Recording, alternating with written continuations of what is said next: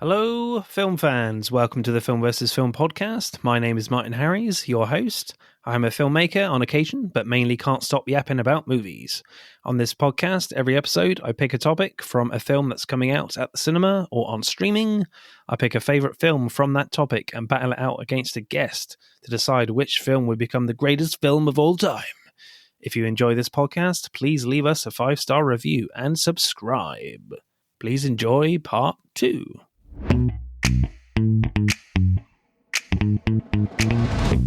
Hello, podsters or podroonies, if you prefer. We are back again for the podcast where we're talking Roger Moore Bond films. And of course, this is the part where we have a look at your Instagram responses for the previous episode. And that previous episode was on Christopher Nolan Films 2, our second episode, talking about Christopher Nolan movies. And starting with N. Patek, he went with, well, I assume it's he, went with Memento. Ellie Nora 93, the other half, went with The Dark Knight. The Beauty of Cinema went with Interstellar. Heather J. Stewart, who was the guest on the episode, went with Oppenheimer, and she chose The Prestige to feature on the episode. And the Truth Tank went with the whole Dark Knight trilogy, Inception, Dunkirk, and Insomnia. I'm intrigued. Brian, what is your Christopher Nolan film for you? Number one would be Oppenheimer. I think that's his best movie. And then really close, I think, would be Batman Begins. Okay. But interesting. Oppenheimer is number one. And for my money, his best Batman movie was Batman Begins. But Okay. I love Oppenheimer. I love Robert Downey Jr. in it. It's great. I love seeing the development of men on a mission working on figuring a thing out. Yeah. I just think it's a great movie. It's one that I can watch again and again and again. I love watching them develop the bomb and figure it out. The weight, how it weighs on him is really cool too. It's a great performance by Cillian Murphy. Yeah, it's a really just fantastic movie. I loved it when I saw it. I've seen it a couple times since. It's good. Yeah, I actually chose to watch it when we had to delay the podcast, and I was like, you know what, I've got time now. I'm going to watch Oppenheimer because it's been on my fucking watch list to watch, the physical media disc of it for a long time. So I watched it, and it just reminded me how great Christopher Nolan is in sort of this non-linear storytelling style that he has. He's just a master at it.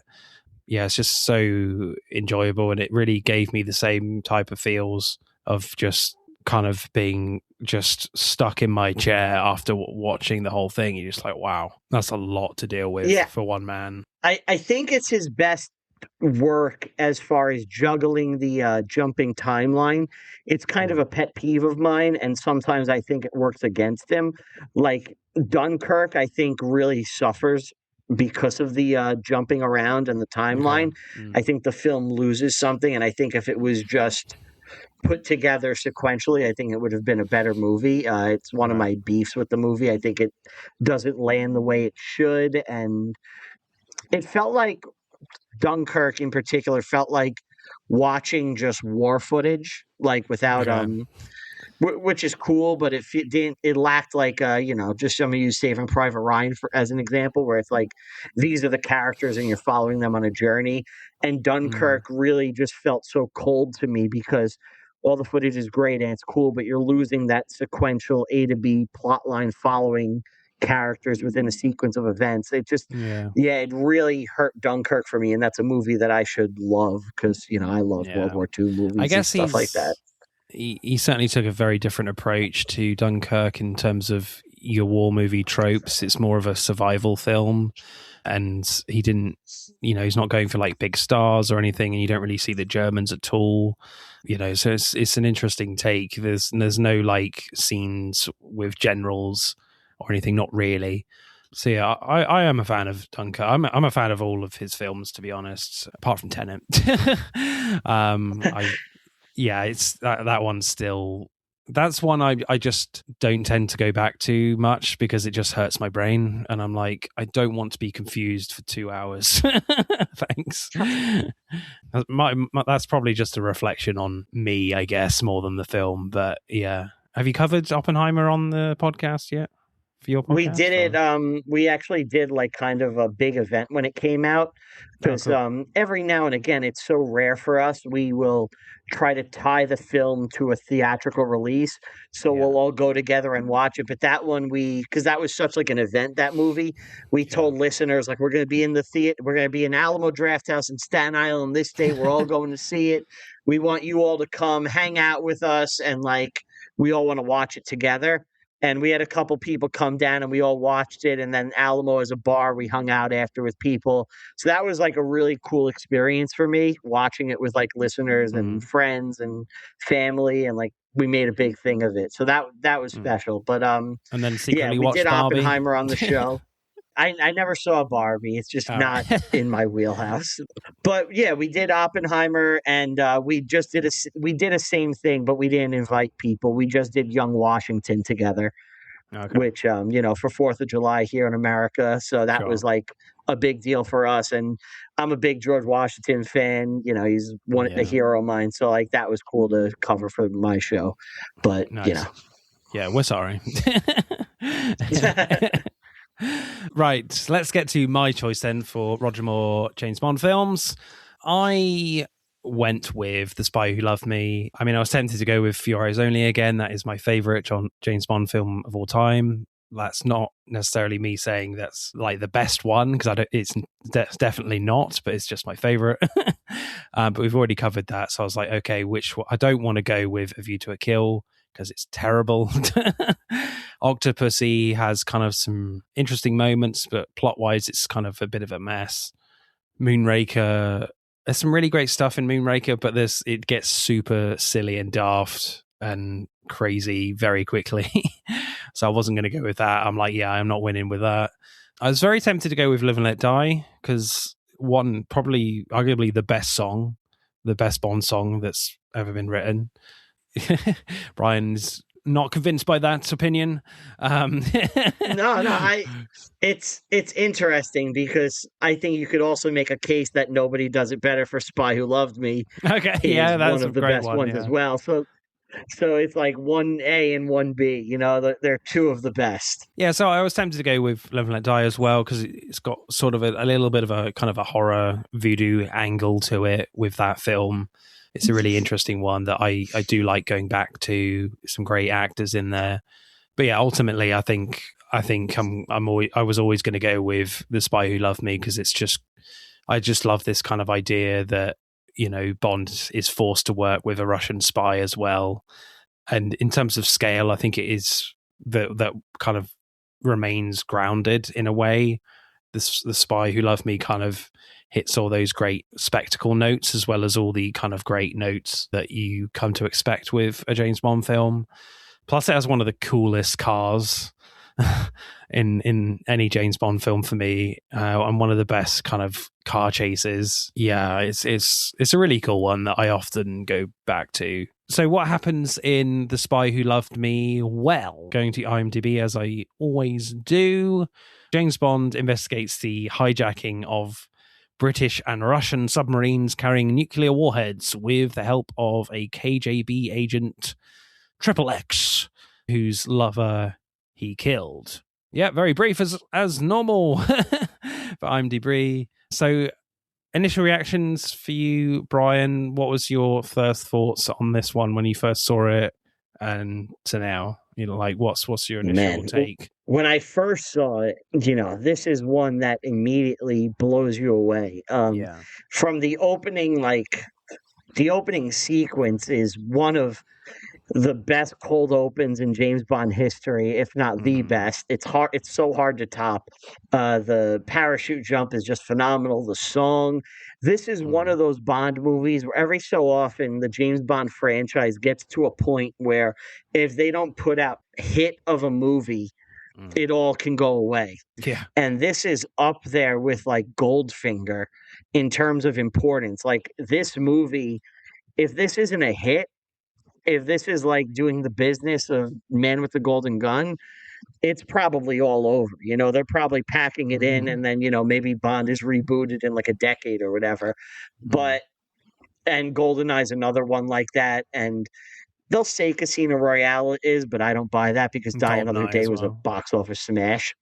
So I don't buy that narrative, but definitely GoldenEye was. But this is just, it's one of the most enjoyable Bond films start to finish. It's almost universally loved by Bond fans.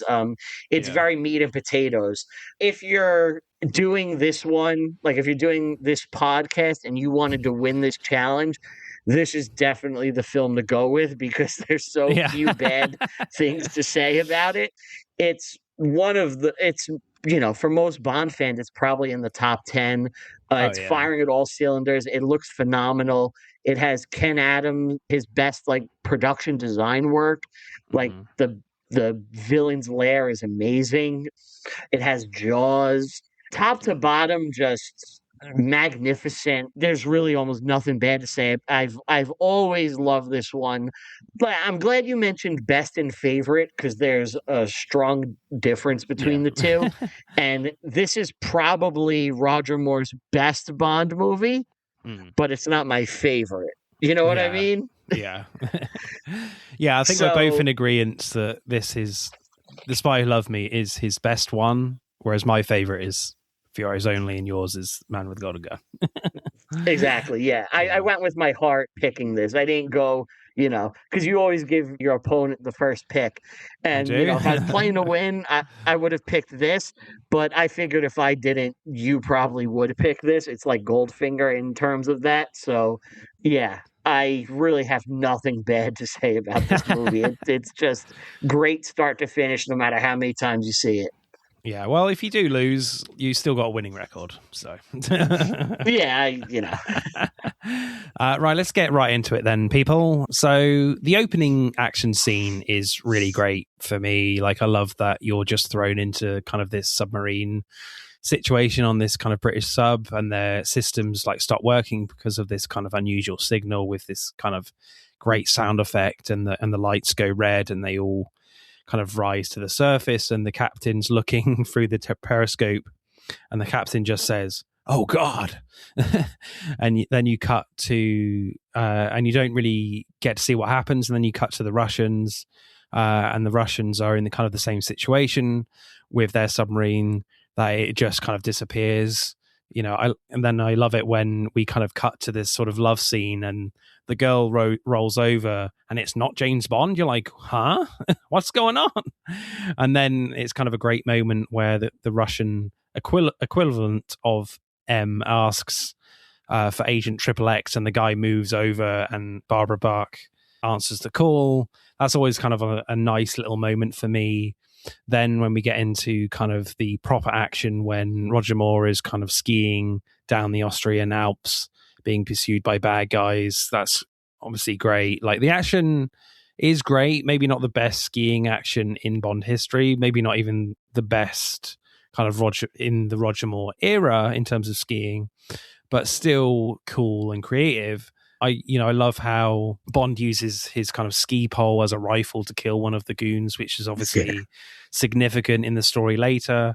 But the action is all about kind of the ski jump off a massive cliff and releasing the Union Jack parachute, an incredible stunt that nearly went wrong because one of the skis comes very close to hitting the parachute and tearing it.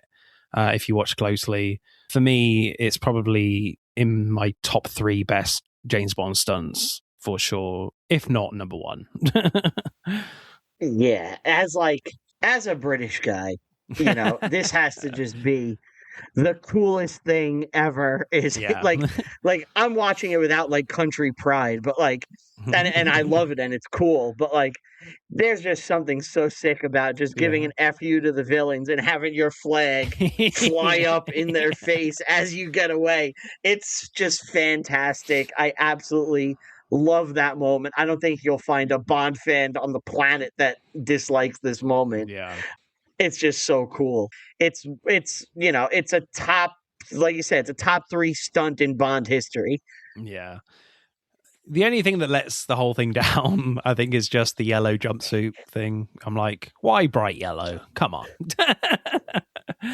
But Well, they want to stand out with the white, you know. Yeah. But it's like a nice navy blue or something, or British racing green. I don't know. Bright yellow. Come on. Anyway. Carl Strongberg, played by Kurt Jerkins, is certainly not my favorite Bond villain ever, but I like kind of this very quiet menace that he has. You definitely understand his attitude towards the world, that he just wants to be alone with his fish. You know, he definitely lacks a certain charm, and his first kind of meeting with Bond is not particularly like a fun scene, you know, not compared to like Bond and Scaramanga in The Man with the Golden Gun. Like, Strongberg just looks like he's kind of irritated by something like all the time in this very calm way. You definitely don't have like that great energy between them like you do with Christopher Lee and Bond in The Man with the Golden Gun. But I like that this villain is kind of ugly and fat. There's nothing about him that's appealing. Yeah, you can feel kind of the wealth and power he has without doing much at all. So there's that. He just kind of just oozes just villainy, and he just doesn't give a shit about anyone but himself and his fish and his sharks. You know, that's what I kind of love about this character. He's very meat and potatoes Bond villain. You know, rich industrialist guy. He doesn't have the personality of like other rich industrialists that Bond will encounter. Like in the next movie, Drax, I absolutely love as the rich industrialist villain. Yeah. Stromberg, for me, never clicked that much. But I think what this movie has going for it is Jaws. Yeah, absolutely. Just an iconic look. You know, Richard Kiel as Jaws. It's you know, it's the performance of Richard Kiel's career. It's what, you know, he'll always be known for, more than Billy Madison. Sorry, Happy Gilmore. More than that, like, this is what he's known for. He's the most intimidating Bond villain ever. That's just a big, scary threat. And, you know, it's just a great look for him. Yeah, he has so many great like sequences that he's involved in. He genuinely has that kind of scary feel about him. Like, I love the kind of the first few kind of Egypt scenes that we get. I love the way Lewis Gilbert, the director, is able to capture Cairo. Like, it felt very stark and hot, and there was just like a great use of locations and use of shadows, especially when we see Bond in Cairo for the first time, like a great silhouette shot on him. I loved kind of the idea that we just see this bad guy's eyes right close up behind these kind of window grates. Like, the fight itself felt quite brutal to me, more than usual for a Roger Moore film. I'm not really sure why. Maybe the lack of music in that particular scene. And I loved kind of the way Bond just swats the bad guy off his tie and then falls to his death. Then we get kind of the pyramid sequence was great, where Bond is trying to find someone at this pyramid theater light show. And I loved how Jaws is introduced to the scene, where Jaws is kind of illuminated subtly in green and red light. Like, I love how Jaws kills the guy in that tomb. It's like he's like a vampire in an old vampire movie, like Bela Lugosi. Absolutely loved that. Like, they emphasize kind of that vampire kill even more and slow it down even more when he kills Max Kalber in that club. Just really, really great scenes involving Jaws, and just, you know, all of the Egypt stuff is fantastic for me. It's so cool having a villain with like a signature thing that if he gets you, you're dead and there's nothing you could do. And it's like, if Jaws gets a hold of you and he bites you, you're done. It's like those steel chompers are just like such a great like piece of design. And it's like this giant that can just pick you up and basically eat you. And there's nothing you could do. Like, I'm not sure if it's this one or Moonraker. I forget, because it's, you know, they blend in my head. But Bond like kicks him in the balls, and we hear a metal clang. Yeah. Is that the poor dude? I can't. It's remember. Moonraker, right? Possibly, yeah. Yeah. But anyway, it's like he's like the biggest threat ever, and to beat him is near impossible, and I love it. Just gotta run. Yep. Yeah, then I kind of love sort of the sticking with Egypt. I love the kind of this cat and mouse stuff within those ancient pillars. I loved how kind of silent it is and that it's quite simply done and doesn't feel rushed either. I loved kind of the great like contrast of Bond and Anya Triple X wearing their evening attire against this desert ancient backdrop. That just makes it feel more Bond to me in a way. Like I love the little like comedy interplay between them two trying to escape Jaws in the van and trying to like steal the microfilm from each other. That was fun. Like the action around the van with Triple X driving in Jaws, literally ripping the van apart, felt kind of ridiculous and cool in a way only Bond can do in a film. Yeah, all that stuff was really great to see. And I don't think it's kind of aged badly, if I'm brutally honest. It holds up personally. I think, yeah, like, why not? I would definitely show young kids this and be like, this is cool. Yeah, it looks phenomenal. It looks phenomenal. It looks great. The whole desert setting is great, is so cool. This is the first time we've seen Bond in the Middle East, I believe. And they make great use of the sets, putting Bond in the pyramids in a tuxedo with this weird light show going around so they can have like just crazy lights whenever they need as they're doing like stuff. And I love the sequence of Jaws ripping up the car as Bond sits calmly waiting for what he wants from Agent Triple X, Barbara Bach. And that scene, like we see echoes of it in like No Time to Die, when Bond is with Madeline and he just stops the car and he's just letting it just like get destroyed and shot to shit until he gets the information he wants, until, you know, she finally breaks and gives him what he wants so he can just start kicking ass with the car. It's a classic Bond thing that we see now echoes of, where he'll just sit there and let the bad guy wreck the car until you know he's in a better spot. In that moment in No Time to Die, I am a bit with like Madeline. I'm like, can we like move? The glass is shattering like really quickly. Yeah, that's great. I really like the scene where Anya Triple X kind of finds out that Bond killed her lover in Austria at the start. And I really like kind of Roger Moore's acting in that scene, where he's basically saying that he's not going to apologize for killing him. You know, it's his job and it's her job too, if it was the other way around. But as Bond takes his time, it's like the revelation could compromise their mission together. You know, part of me wanted this information to come out a little bit earlier, and it would have, you know, it would make for more of an interesting kind of dynamic between them. You know, they have to be, you know, forced to work together and trust each other even less. But I guess you have to ditch, you know, the more romantic element, which I think is very important to establish. So, but also I don't think Barbara Bach is capable of doing more of a nuanced performance with that information coming out earlier. You know, I don't think she's the greatest actress in the world, but in her favor, she has kind of this fantastic, elegant, seductive quality to her as a spy. But I think, you know, that's about it for her. But yeah, it's a really great scene though, that, you know, when Triple X finds out that Bond killed her lover. It's a great moment. It took me so many times to realize that it's the guy at the beginning that Bond kills. Okay. That's her lover. Like it took me well into watching this, you know, in my 20s to put it together, because maybe they explicitly say it's the skiing thing, but I just kept missing it as a kid for whatever reason. But it's like, right. Oh, because the cold open seems so disconnected from everything, but it's actually super important to establish everything. So it's that great detail that's driving them. I like Barbara Bach in this. You know, the primary role of a Bond girl is to look beautiful. So it's like, you did it.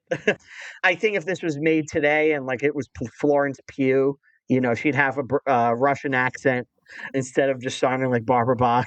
Yeah.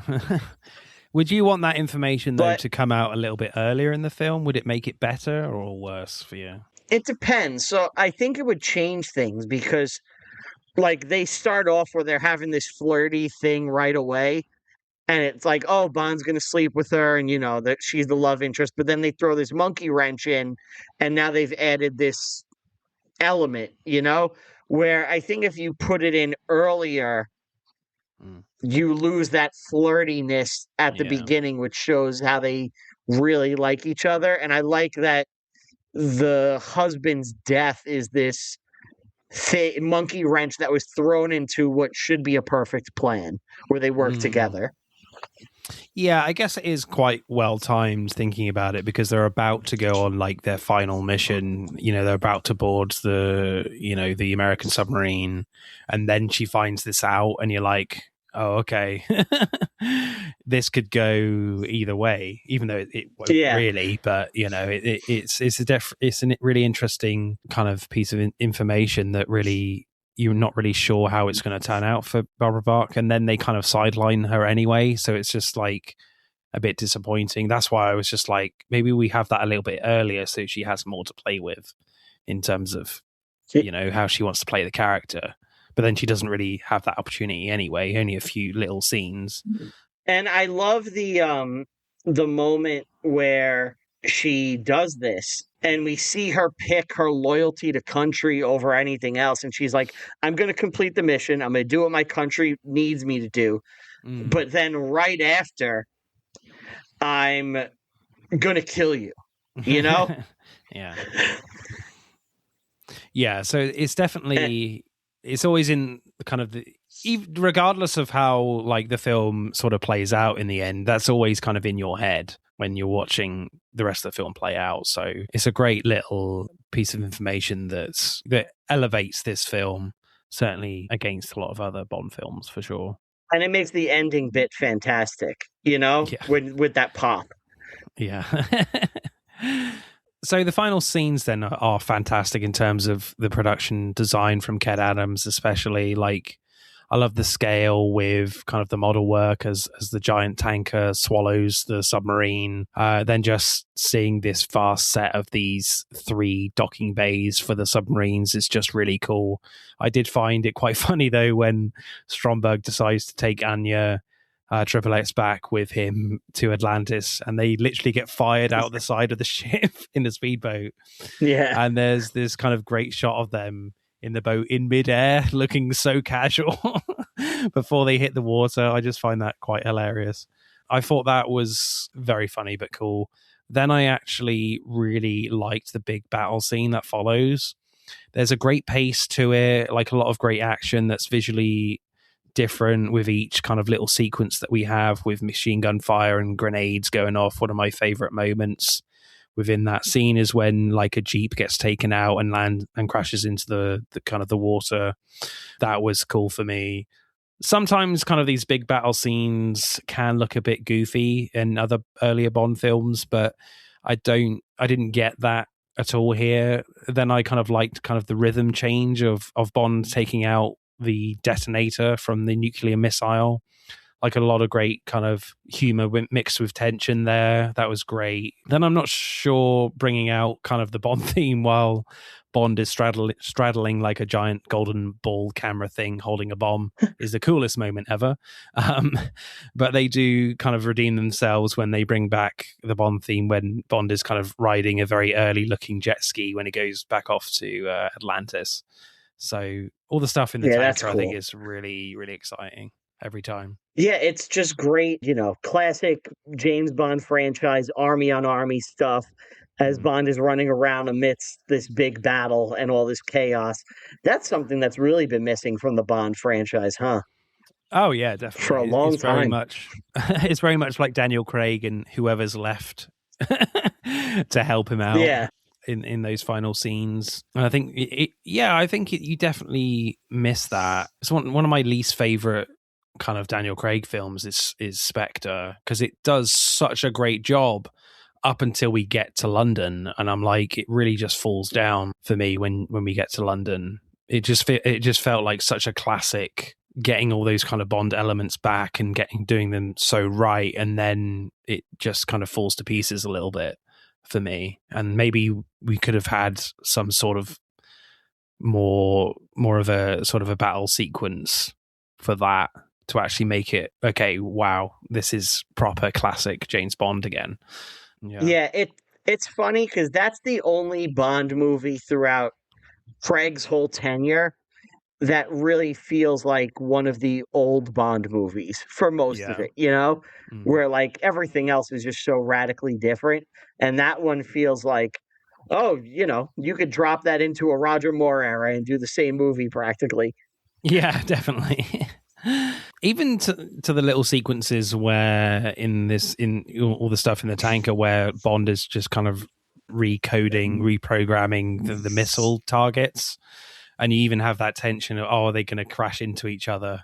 that was quite well handled, and they don't kind of linger on Bond, like, even though it's kind of ridiculous, like how on earth is he able to reprogram it by just finding the code book or whatever for the first time? But they kind of hand wave that quite nicely. They don't linger on that, which is good. And it just has quite a nice narrative structure to that battle as well. You have kind of all those great like little moments with all the action beats, which is always very cool, as I said. But then they're like, okay, we can't get into the control room. How the hell are we going to get into there? So they got to get the detonator out to blow it up. Only Bond can get there, and then obviously the reprogramming of the missiles. So there's a lot of like stuff going on. And even when like the submarines are leaving the tanker, there's a lot of like, there's a sense that they're not out of the woods yet. They've really got to like, okay, fire a torpedo to make a hole in the hull. I mean, it could blow up the whole thing. Like the whole set is blowing up. Like there's a lot of, and then they've just got to try and squeeze through the hole that they've just created. So even that sequence is really, really well done with the model work and combined with the set. So just that whole sequence is fantastic. It's just really well done stuff and really cool. And it leads to a really great base for a finale, One of the most memorable bases really is that big like ship submarine yard along with Atlantis is just great work. Yeah, I think like the Atlantis scenes at the end do feel slightly rushed, but I do like the way kind of Bond kills Stromberg. Like he doesn't kill him with like one shot this time. He kills him with several shots, and it feels more brutal. Like one shot just doesn't feel satisfying enough for Bond. Like then the fight with Jaws is fun and silly. Like the fact that there's a giant magnet that attaches to Jaws' metal teeth is just something that just needs to happen. Why there's a giant magnet in Atlantis? Of that magnet is? Yeah. That's another question entirely that doesn't need answering. Yeah. Because we could be here for a long time. But I love the fact that Jaws kills the shark, poor shark, but I love the fact that he survives the film like Knick-Knack. Then, the escape from Atlantis while it's flooding and exploding felt very intense in a few moments. Like the other, I guess, disappointing moments are the fact that you don't really get to see much of the inside of Atlantis enough for me on this watch. Maybe that's a bit harsh. I don't know. And obviously Anya is reduced to a character that needs to be rescued and has nothing to really do at the end, which is a little disappointing, especially because she's supposed to be this kind of great Russian agent. But I get it. That's, it's the 70s. So they, values were different, etc. It's a James Bond movie. They gave her a little to do at the beginning, and James Bond gets to save the day. Yeah, exactly. So I definitely get it. She has a lot to do in a lot of the film. It would have been nice if she just had like one action moment, well, a better action moment in those last few scenes. But yeah. Now they would have had like, a counterpart for like a female Jaws that she would have fought or something, if it's like the Brosnan era. Yeah. But I want to see that love now. Their little. That would be fun. I love that little lifeboat they're in at the end. They have the champagne. And Bond is like, oh, we saved the day. Now we're going to sleep together. And she pulls the gun. And like, if it's your first time you're watching it, you're like, oh shit, oh my God. And we hear the pop go off. And then it's just, she shot the champagne. And it's like, okay, she put the beast aside and now they're going to sleep together. And We get the funniest musical sting in Bond history to close the movie. The Marvin Hamlish musical number. Yeah, that is quite funny. But definitely for me, like it ends on, we'll get to lines later, but I'll say it now, definitely by far my favorite line of the film when, M and the Russian M are just looking into the window and it's like, Bond, what are you doing? Oh, just keeping the British end up, sir. It's like so perfect. It's great. He shut the curtain and then the Broadway musical number. It's like, okay. Yeah, it's so great. Favorite scene though for you, Brian? What are you going for? My favorite scene, again, I love Bond. The colder Bond is, the more I love him, and the cooler I think he is. So for me, it's that tie sequence on top of the on top of the building in Egypt, and I love him just like, the guy's grabbing his tie for information, and Bond's just chops the tie away and sends the guy falling. They've paid homage to it a couple times, and every time I'm like, I love it. Yeah, it's so cold. It's like, don't touch my tie, you're dead. Yeah. For me, you probably guessed it by now, but I absolutely loved the Lotus Esprit. I always want to say a Lotus Elise. It's Lotus Esprit S1. That chase in Italy is fantastic because it feels like the car is really going really fast. Like they really allowed themselves room and picked great locations to feel the speed of the car. There are some like amazing shots of the Lotus going at high speed that are genuinely quite close to the camera, and with Naomi in the helicopter in the background. It's so good, so well shot. That. I love Naomi. Yeah. Like the only thing that lets it down is when like Bond fires kind of the black gel on one of the chasing cars windshields with Jaws in it, and the car kind of drives off the cliff, and you can clearly tell that they just dropped the car from like a crane into an Italian's little home, and Jaws just comes out. It kind of kills the momentum a little bit. Plus, but like the music in the chase is awesome. It feels very propulsive, really got a great energy to it. Then kind of all the very 70s. Yeah. Then all the kind of the underwater stuff obviously kind of slows everything down, but that's not really a negative. But there's enough pace with the cutting, and there's enough kind of like good transitions with the action and gadgets, and all the gadgets on display like help with all that as well. And just seeing like a cool car underwater still looks awesome. And it's just an amazing kind of feat of engineering filmmaking to make all that work with all the underwater shots with the car. Just, absolutely fantastic, even now. Putting a car underwater will always just be super cool. It's like everybody that drives like has had that thought when you're sitting in traffic, like, man, it would be cool if I could just put this into the ocean and like get up past that bridge or wherever I got to get and get back on land. It's, it's the dream. Yeah, just really well kind of shot as well. And I kind of just love how crazy weaponized this thing is as well. It's got like a rocket launcher that can destroy the helicopter. Yes. Drop like a mine to kill some divers, literally like harpoons as well in the front.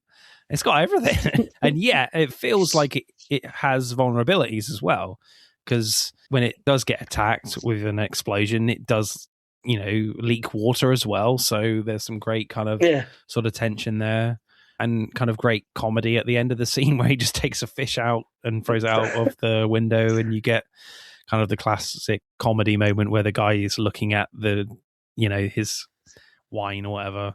That begins that character's trilogy because he's in the next 3 Bond movies. Yeah. Is it with the gondola in Venice? I think. Yeah, and then he's in For Your Eyes Only too.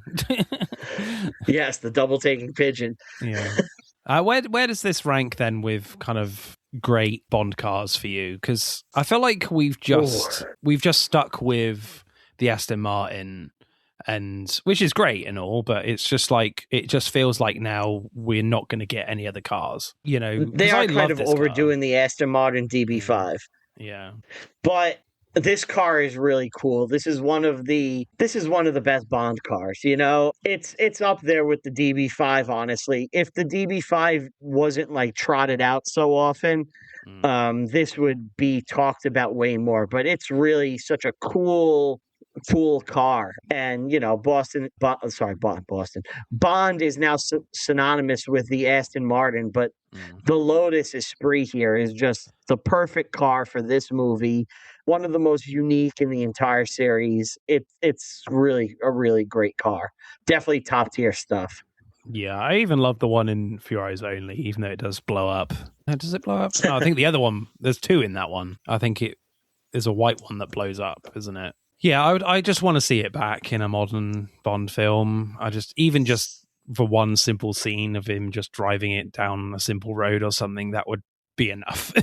I just want to see that beautiful That'd be car cool. again. Yeah. Right. Directing score, Brian. What are you going for The Spy Who Loved Me? All right. So I believe this is Lewis Gilbert's third Bond movie. Right. It's the third time he's basically done Well, it's the second time he's done Thunderball. Sorry, he'll do 3 Bond movies. This is the second one, I believe. I think this is his best one where he figured it out. It's my favorite of his Bond movies. It's everything you could want in a Bond movie. You know, has some coldness, has some comedy. It looks fantastic. The sets are great. It's big. I'm going to go 8.5. Nice. Yeah, it's really a well done movie. Yeah, I'm in a similar ballpark, to be honest. I think in terms of scale, this is right up there with a lot of the modern ones, to be honest. Like, in terms of execution as well, I think there's no real massive faults. Yes, maybe the Atlantis stuff is a little bit rushed, but that's only a kind of a minor criticism. Maybe that's more of a writing thing anyway. But yeah, there's not a lot to fault here, to be honest. Like, as I said, like all the Egypt stuff is great. One of the best car chases for sure. And to actually make kind of the underwater, I think they learnt their lessons from Thunderball with the underwater stuff. Yeah. And that still feels kind of really, I mean, it's not the greatest action scene in the world in terms of underwater, but it's really good still. Yeah, I think I will match you and go 8.5. Right. Favorite lines? There are many. This has some good ones. Yeah. Moneypenny, where's 007? He's on a mission, sir. In Austria. Well, tell him to pull out. Cut to Bond shagging a girl. But there we go. When one is in Egypt, one should delve deeply into its treasures. Q, have I ever let you down? Frequently. Slams the door. Have you got any ones, Brian? I mean, my favorite one in the entire movie is just keeping the British end up, sir. Yes, absolutely. It's such a great closing line. One from Strongberg again. Why do we seek to conquer space when 7/10 of our universe remains to be explored? The next film, they go to space. Yes. All those feathers, and he still can't fly. That's a good line, too. One of my favorites from the captain of the submarine towards the end. What's the matter, sailor? You never seen a major take a shower before? And you see Barbara Bach taking a shower. And you see more than you're bargained for, actually, if you look closely. Yeah. They weren't ready for Blu-ray and high definition. No. Let's get to the armory. What's there? A nuclear missile. Hey, wait! That's all of the ones that I got. Yeah, some really great ones from The Spy Who Loved Me. Screenplay score, Brian, what are you going for The Spy Who Loved Me? It's super tight. It's plotted well. I am going to ding it a bit because it's just a remake of Thunderball, basically, you know? Yeah, and then okay. Moonraker is just a remake again, where it's, you know, the same thing where it's like two ships are swallowed by a bigger ship where they're held, and we're trying to start World War III, and, you know, it's very, very similar. It is done a bit better, and there's a lot of good humor, and it's very competent. So I'm going to go 7.9. Yeah, okay. Yeah, I really like the screenplay here. And obviously there's the obvious things that haven't aged well, as we've said, the Anya Triple X gets basically sidelined in the final battle. Maybe, you know, they could have revealed that information that Bond killed Triple X's lover slightly earlier. But I don't think that's going, as we've discussed, I don't think that really was going to make a huge difference in the end. But I just love that idea that Bond is basically forced to work with a Russian agent. It feels very unique to, you know, the Bond franchise. Maybe not unique to like spy films now, but it's certainly one of the very early ones that it really used this kind of narrative structure, and it really works here, and they play with it really well, and it has like one of the most iconic like henchmen, and as you say, it's really tight, it's really well paced, it's really pretty good as a screenplay in terms of the Bond tropes, and like, yeah, there's not a lot to fault really, I don't think, other than that those last few scenes that I mentioned. So I'm going to stick with the 8s and go with 8.3, to be honest. Yeah, I don't disagree, really. Favorite performance, Brian, who are you going for? This movie has really one great performance, and it's the man himself, Roger Moore. I mean, he steals the show. He's why you're there. He is the star. You know, he's James Bond in the other ones. In this one, he is a star. Yeah, he is phenomenal in this movie. It's just fantastic work from him. And they found the perfect tone for his Bond. Yeah. And he nails it. Yeah, absolutely. As we said, he's very comfortable in the role now. You feel like you know what Roger Moore's Bond is all about now, and there's just a perfect mix here of kind of that classic kind of Roger Moore humor that most people love. I love. I think we both love that kind of that great British charm with his humor that only kind of Roger Moore can really bring with his eyebrows, especially. But there's still kind of this edginess, this darkness in there, and I think all of his kind of scenes with Barbara Bach, even though she's not the best actress in the world, that he really shines with, you know, his chemistry with her as a lot of the time. And what's great with their acting is that like James Bond is not always on the front foot, you know, sometimes he's on the back foot, and you know, Barbara Bach has the gadgets as well, and one-ups Bond on a few occasions. So, and yet she has vulnerabilities as well, where Bond is the only one that can sort of save her. And so they always kind of judge those moments really well. I wouldn't fault, you know, their acting at all in terms of the chemistry together.